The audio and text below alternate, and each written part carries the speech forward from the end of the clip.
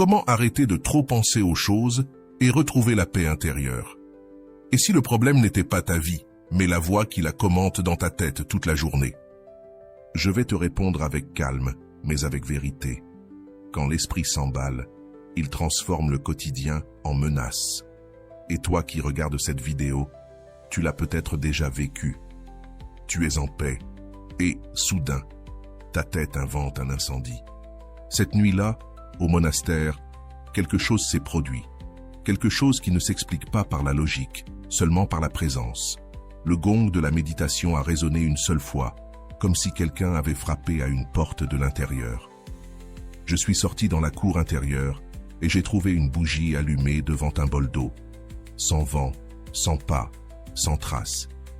L'apprenti le plus jeune est resté immobile, non par peur du mystère, mais par peur de sa propre pensée. Il m'a regardé et a dit « Maître, et si cela signifiait quelque chose de mauvais ?» Je lui ai montré l'eau. Elle était calme, mais le reflet tremblait à peine. « Regarde, lui ai-je dit, la surface peut s'agiter sans que le fond se brise. C'est ainsi que fonctionne ton esprit.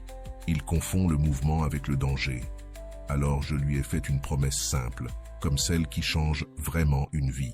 Aujourd'hui, tu ne vas pas te battre contre tes pensées. Aujourd'hui, tu vas apprendre à les guider.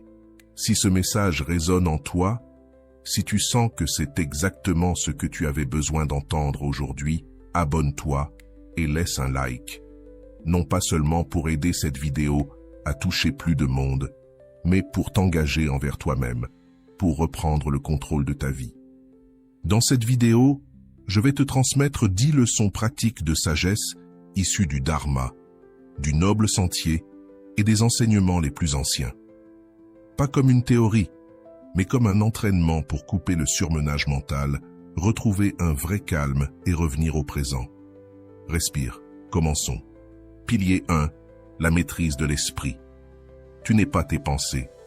Écoute ceci comme si je te le disais en tête à tête. Ton esprit produit des idées comme une usine produit de la fumée. Le fait qu'il y ait de la fumée ne signifie pas qu'il y ait un feu. Le surmenage mental est cette erreur-là, traiter chaque pensée comme une urgence. Au monastère, l'apprenti m'a confié « Je n'arrive pas à arrêter ce que je pense ». Je lui ai répondu « Tu n'as pas besoin de l'arrêter, tu dois apprendre à ne pas lui obéir ». Les enseignements du Bouddha insistent sur ce point. Ce que tu es aujourd'hui se façonne par ce que tu nourris dans ton esprit. Quand une pensée anxieuse apparaît, ne la discute pas. Nomme-la. Peur, anticipation, contrôle. Puis ajoute « Maintenant, je choisis une action juste et minimale ». La vérité est simple. Un rituel sans action ne transforme rien. Une action minimale, si. L'anxiété moderne ne crie pas toujours. Parfois, elle se déguise en responsabilité. Elle te dit « Pense plus, analyse encore, vérifie une dernière fois ». Dans le Dharma, cela s'appelle un esprit agité qui cherche la sécurité dans la répétition. Mais la vraie sécurité ne vient pas de penser sans arrêt. Elle vient de la clarté. Demande-toi, cette pensée me guide-t-elle vers une action concrète ou est-ce qu'elle m'épuise? Si elle t'épuise, reviens au corps. Sens tes pieds, relâche la mâchoire, détends les épaules. L'esprit s'éduque à partir du corps, pas seulement à partir des idées. Pilier 2, l'impermanence. Ce que tu ressens n'est pas éternel. L'anxiété ment en disant « ça sera comme ça pour toujours ». L'impermanence répond « tout change ». Pas pour t'invalider, mais pour te libérer. Ce qui pèse aujourd'hui se réorganise demain. Ce qui fait mal aujourd'hui sera compris demain. Même cette flamme s'éteindra, et ce n'est pas une tragédie. Répète doucement. Ceci change, en expirant lentement. Ton système nerveux apprend par répétition. L'impermanence n'est pas une résignation. C'est un réalisme libérateur. Tu n'es plus la même personne qu'il y a un an, et ton esprit peut aussi se transformer. L'impermanence ne t'enlève pas l'espoir, elle te le rend. Dans la vie numérique, l'anxiété se nourrit d'urgence, de notifications et de comparaisons. Pratiquer l'impermanence, c'est se rappeler ceci aussi passera. Regarde ton écran comme tu regardais un nuage. il apparaît, il change, il s'en va. Le moine ne se bat pas contre le nuage. Il évite simplement d'y construire sa maison. Pilier 3, le détachement. La racine secrète du surmenage mental est la tentative de contrôler l'incontrôlable. L'attachement n'est pas toujours à une personne ou à une chose. Parfois, c'est l'attachement à la certitude. Quand ton esprit exige des garanties, réponds « Je n'ai pas besoin d'une certitude totale, j'ai besoin de clarté pour le prochain pas ». Le détachement moderne est souvent un détachement du résultat parfait. Dans l'enseignement bouddhiste, la paix vient d'abord, le résultat vient après. Si ton calme dépend de ce qui doit arriver, tu ne vis pas, tu négocies avec la peur. Demande-toi, que puis-je faire aujourd'hui avec dignité? Moins de contrôle compulsif, plus de présence consciente. L'anxiété te fait serrer le riz. La sagesse t'apprend à lâcher. Pilier 4, la voie du milieu. Deux extrêmes nourrissent l'anxiété, le contrôle total et l'abandon total. La voie du milieu est la voie mature. Je fais ce qui m'appartient et je lâche ce que je ne contrôle pas. Ici entre un remède ancien, le pardon, car la rancœur est une anxiété prolongée. Avant de réagir, prends 10 respirations. Respire, puis décide. La voie du milieu est une boussole silencieuse. Elle ne te demande pas d'éteindre tes ambitions, seulement de ne pas te détruire pour les atteindre. La sagesse se reconnaît à ce qui est durable. Dormir, manger en conscience, parler avec vérité, poser des limites sans culpabilité. Si tu te parles avec dureté, ton esprit vit en alerte. Si tu te parles avec fermeté bienveillante, il coopère. L'équilibre se voit dans la manière dont tu te traites quand personne ne te regarde. Pilier 5, le karma. Ce que tu fais aujourd'hui entraîne ton demain. L'anxiété veut des résultats immédiats. Le karma te ramène au processus. Chaque action est une graine. Ce que tu es aujourd'hui vient d'habitudes passées. Ce que tu seras demain naît de ce que tu répètes aujourd'hui. Choisis une action juste et minimale chaque jour. 10 minutes sans écran, une marche consciente, une conversation reportée, ranger un espace. L'esprit se calme quand il voit une direction. Demande-toi, est-ce que j'agis depuis la peur ou depuis la sagesse? Si c'est depuis la peur, ralentis. Si c'est depuis la sagesse, persévère. Choisis aussi ce que tu consommes, ce que tu écoutes, ce que tu regardes. Ton esprit devient semblable à ce qui le nourrit. Si tu te nourris d'urgence, tu répondras par l'urgence. Si tu te nourris de calme, le calme apparaît. Le karma est un entraînement quotidien, pas un destin figé. Pilier 6, le pouvoir du présent, le seul endroit où tu es libre. L'anxiété vit dans le futur, la culpabilité vit dans le passé. Le présent est le seul lieu où ta vie se déroule réellement. Et oui, revenir au présent est un entraînement, pas une belle phrase. Au monastère, quand l'apprenti se perdait dans des scénarios, je lui disais « Reviens au bol ». Le bol ne prédit rien, il est simplement là. Fais une petite pratique et observe ce qui change. Nomme mentalement 5 choses que tu vois, 4 que tu ressens, 3 que tu entends, 2 que tu sens, 1 que tu goûtes.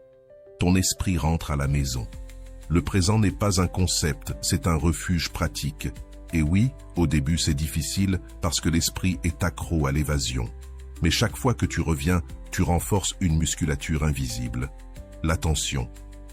Dans le noble sentier, cela ressemble à l'attention juste, être ici sans jugement, sans fuir. Pour l'anxiété moderne, le présent s'entraîne avec des micro-retours. Quand tu te laves, lave-toi seulement. Quand tu manges, mange seulement. Quand tu marches, sens le sol. Ce n'est pas du romantisme, c'est de l'hygiène mentale. La paix devient possible quand ton attention cesse d'être constamment prise en otage par ce qui n'est pas encore arrivé. Pilier 7, la compassion, karuna, la manière la plus intelligente de t'apaiser. La compassion n'est pas une faiblesse, c'est une intelligence émotionnelle. Elle réduit la guerre intérieure. L'anxiété se nourrit de dureté envers toi-même. Elle te parle comme un ennemi. La compassion te parle comme un guide. Cette technique est très concrète. Quand tu te surprends à penser « je suis un désastre », remplace par « je suis en train d'apprendre ». Ce n'est pas de l'auto-illusion, c'est une direction. Karuna signifie aussi comprendre que ton anxiété n'est pas un défaut moral, mais un système nerveux fatigué qui essaie de te protéger. Si tu t'attaques à toi-même parce que tu ressens de l'anxiété, tu la doubles. La compassion coupe ce cycle. Je ressens cela et je peux m'accompagner. Cet accompagnement est une médecine et la compassion ne signifie pas tout permettre. Dans le bouddhisme, aimer signifie aussi poser des limites.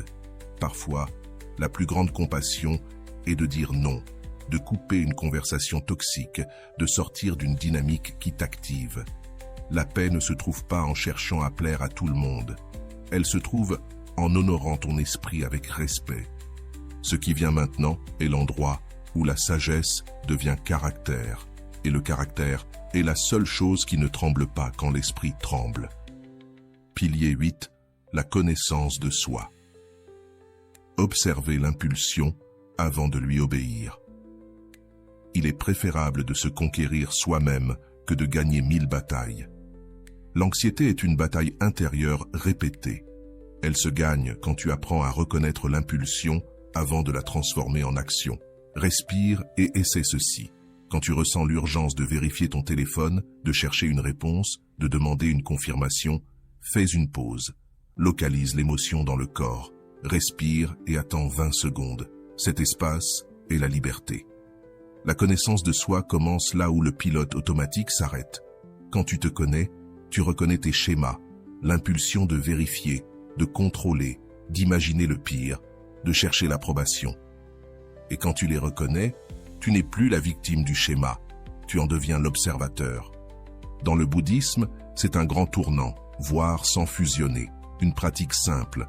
À la fin de la journée, demande-toi, qu'est-ce qui m'a activé aujourd'hui et qu'est-ce qui m'a réellement apaisé? Non pas pour te juger, mais pour cartographier ton esprit. L'anxiété diminue quand tu comprends ton propre terrain intérieur. L'inconnu fait peur, le connu se gère. Pilier 9, la générosité, Dana. Sortir de la prison du moi. L'anxiété enferme, la générosité ouvre. Quand tu restes uniquement dans ta tête, le monde devient petit et menaçant. Quand tu donnes quelque chose, une écoute, une aide, une parole juste, ton esprit sort du labyrinthe. Une bougie peut en allumer 1000 sans s'éteindre. Je t'invite à le pratiquer. Fais aujourd'hui un acte de générosité invisible, sans le dire à personne. Ton esprit apprend la paix quand il cesse de chercher une récompense. Dana, c'est aussi la générosité envers toi-même. T'offrir du repos sans culpabilité. T'offrir une pause. T'offrir une parole douce. Beaucoup d'anxiété naît du fait de vivre comme si tu étais un projet toujours en dette. La générosité brise cette dureté. Aujourd'hui, j'ai fait ce que j'ai pu. Aujourd'hui aussi, je mérite de la douceur. À l'époque moderne, un acte de dana peut être aussi simple que d'écouter quelqu'un sans interruption, écrire un message qui élève, ou aider sans le montrer.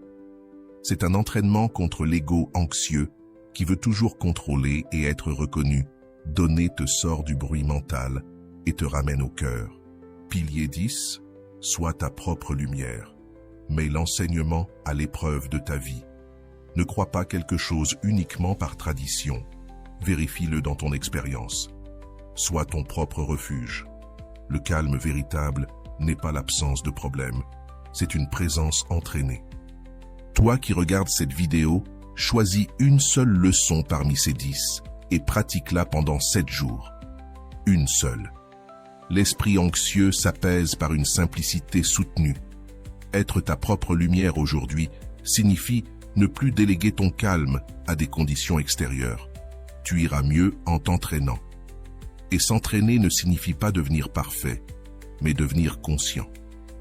Dans le Dharma, la sagesse se prouve quand ta paix ne dépend plus de la coopération du monde. Fais du concret. Choisis une règle et transforme-la en une petite habitude. Si c'est le présent, pratique 5 minutes par jour. Si c'est le détachement, lâche une nécessité de contrôle par jour. Si c'est de la compassion, change ton dialogue intérieur. C'est ainsi que la lumière s'allume, pas par un grand discours, mais par une constance silencieuse. Ferme les yeux une seconde et répète « Aujourd'hui je reviens au présent ». Aujourd'hui, je marche avec clarté, non par désir, mais par décision. Ce soir-là, l'apprenti est revenu avec moi à l'étang du monastère. La lune était parfaite dans l'eau. Il m'a dit « Maître, aujourd'hui j'ai ressenti le calme, mais j'ai peur de le perdre. » J'ai pris une feuille sèche et je l'ai laissée tomber sur l'étang. Le reflet s'est brisé en fragments. Je lui ai demandé « La lune s'est-elle cassée ?» Il a baissé la voix « Non, seule l'eau a bougé. » Alors je lui ai répondu « C'est ta vie, le calme ne disparaît pas. Parfois, seule la surface s'agite. » Et à cet instant, comme si le monastère parlait d'une voix omnisciente, une vérité est arrivée qui remet de l'ordre à l'intérieur. Ton esprit peut bouger sans que toi tu te perdes. Tu n'es pas venu au monde pour contrôler chaque pensée. Tu es venu apprendre où poser ton attention et quelle action semer ensuite. Toi qui regardes cette vidéo, quand le surmenage mental revient, ne t'insulte pas. Reviens au bol, reviens à la respiration, reviens au présent. Souviens-toi, ton esprit n'a pas besoin de punition, il a besoin d'entraînement. Et chaque jour où tu reviens, même une minute, tu gagnes une bataille silencieuse que peu comprennent. Garde cette phrase comme une clé pour les jours difficiles. Je n'ai pas besoin d'une vie parfaite, j'ai besoin d'un esprit entraîné. Si cette vidéo t'a aidé, abonne-toi, accompagne-moi dans le prochain contenu recommandé de la chaîne et laisse ton affirmation en commentaire. Aujourd'hui, j'entraîne mon esprit.